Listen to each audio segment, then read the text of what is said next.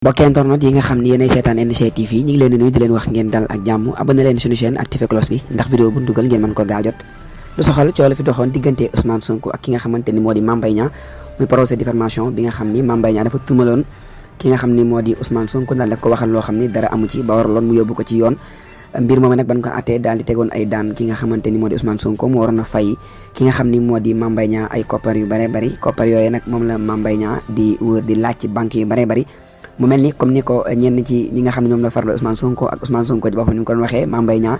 fukki dërëm doo ko laal mu mel ni coow loolee moo yot ki nga xamante ni moo di Mame Mbaye Niang ba jamono ji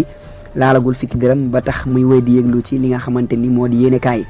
kenn koo xamante ni àdduna ci nag muy Amadou Ba bokk ci parti bi nga xamante ni moo di Pastef moom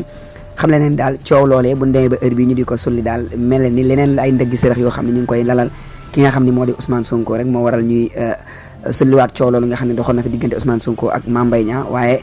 comme ni ko waa Pastef doon waxee rek Mame Mbaye fukki dërëm doo ko laal ba jamono ji kon Mame Mbaye Niang laalagul fukki dërëm